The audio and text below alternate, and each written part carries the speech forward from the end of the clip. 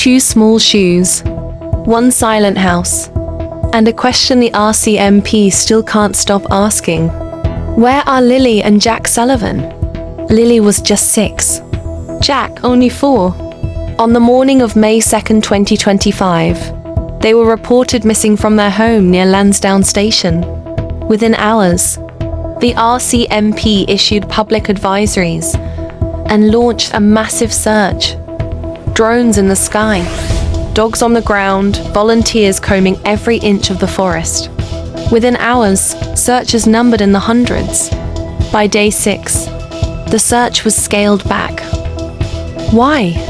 Their home sits off Gairloch Road, deep in rural Pictou County. Dense woods, winding dirt lanes, and few neighbors for miles.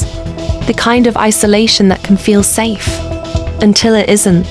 At the center of it all, their mother, Malahia Brooks-Murray, their stepfather, Daniel Martell, and a baby sibling left behind.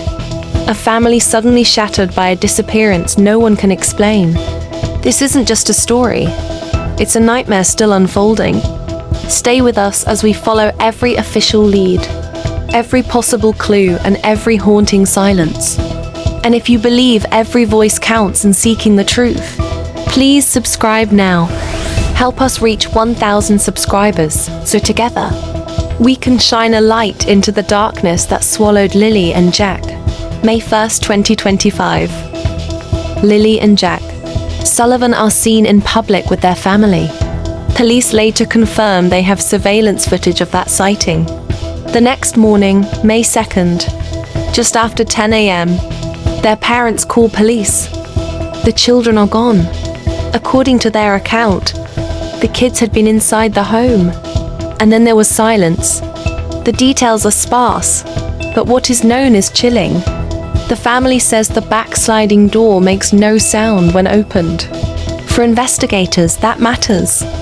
It could mean the children slipped out without notice, or that someone else entered without raising an alarm. Reports describe Lily in a light jacket, Jack in a small hoodie, outfits meant for a mild spring morning, not for long hours in the cold. No one can confirm who saw them last outside the home. No neighbor spotted them walking. No vehicle was reported on the long rural road. The response was immediate and massive. Drones circled overhead. Dogs traced the perimeter. Helicopters scanned the thick Pictou County forest from above. Over 100 searchers, professionals and volunteers alike, trudged through mud and dense brush. But by May 7th, just 5 days in, the search scaled back. Difficult terrain, shifting weather, and an investigation that had turned toward the RCMP's major crime unit. If they left the house, why wasn't there a trail? And why did the RCMP say there was no evidence of abduction, yet still treat the case as suspicious? RCMP officials disclosed they had conducted 54 interviews. Some individuals took polygraph tests. Hundreds of hours of surveillance video were reviewed. 488 tips were logged. Search warrants allowed police to seize devices, access data, and comb through digital traces. They appealed for any additional video from the community. Home cameras, dash cams, anything. One spokesperson put it this way: "We are accessing, evaluating, and analyzing a significant volume of information, and we will continue until every lid is exhausted." So many interviews, so many hours of footage, so many tips, and still no children, no answers. What is it that investigators are seeing that they won't say on camera? From the beginning, there were details that didn't sit easily together. Police confirm Lily and Jack were seen on May 1st with family, yet no one outside the household. Reports seeing them alive on the day they were said to have vanished. The timeline provided by their parents leaves gaps, minutes unaccounted for, actions not fully explained. In interviews, Daniel Martell, their stepfather, appeared both emotional and defensive. Public opinion split. Some saw a grieving man. Others questioned his tone, his phrasing, his repeated emphasis on certain details. On YouTube, true crime channels dissected every interview frame by frame. Reddit threads sprawled into hundreds of comments, some offering sympathy, others spinning theories. Supporters of the family posted photos and prayers, urging kindness. Others speculated about abduction rings, custody disputes, or tragic accidents hidden from view. These are public reactions, not evidence, but they fuel an atmosphere of tension that hangs heavy over this case. And through it all, one fact remains unshaken. Lily and Jack are still missing. When police can't find the who, they look for the how. And that's where behavioral profilers step in. In missing child cases, investigators watch for changes in caretakers' behavior, gaps in accounts, and whether the emotional responses match the circumstances. One possible profile: the accidental wander scenario.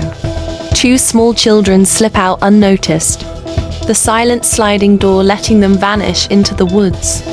In rural Nova Scotia, the hazards are many. Cold nights, water, predators, unforgiving terrain. Another, the foul play scenario. Someone with access to the home, knowledge of routines, and a motive, staging the scene to mislead. This profile often involves control, repeated storytelling, and carefully constructed timelines. Fictionalized sample for dramatization. People who stage scenes often repeat details to sell a narrative. That's what we watch for, says a veteran missing persons investigator. Which profile fits this family, and which fits the facts? An RCMP update confirmed the work has never slowed. Polygraph tests administered, devices seized, hours of surveillance reviewed, tip lines still open. Officers stress they are pursuing all scenarios. No single theory has been ruled out. A public reward was announced to encourage new tips. Search teams returned to key areas weeks later, chasing new information. But as of the latest update, there have been no arrests, no charges, and no sign of Lily or Jack. The RCMP says they are closer than they were in May. But if that's true, what piece of the puzzle are they holding back?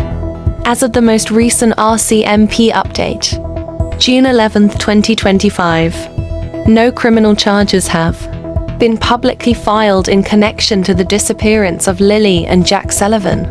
The investigation remains active under the RCMP's Major Crime Unit. Officers have not named any suspects, and no arrests have been made. Fictionalized sample for dramatization. Your Honor, the Crown will argue the timeline provided by the accused is inconsistent with the evidence, a prosecutor says in a hushed courtroom. But in reality, there is no trial. Not yet. For those following closely, the most reliable updates come from RCMP news releases, CBC, and Global News, the only official channels to track verified developments. Still, the questions remain. Where were Lily and Jack between May 1st and May 2nd? Why was there no physical trail, no footprints, no scent beyond the yard? What did the surveillance cameras really show? And why has so little detail about those locations been made public? On social media, theories run rampant, some suggesting a staged disappearance, others pointing toward family involvement or shadowy abduction rings.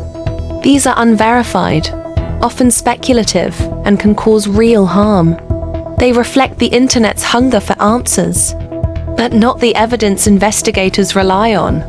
Behind every headline are real people: a mother, a stepfather, a baby sibling, and 2 children whose faces are frozen in time. This case is not a mystery novel. It is a living investigation, and words matter.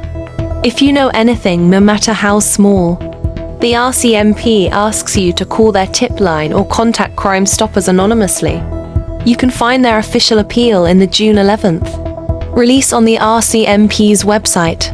The RCMP says they're still working, still chasing leads, still waiting for the one piece of information that will break this case wide open.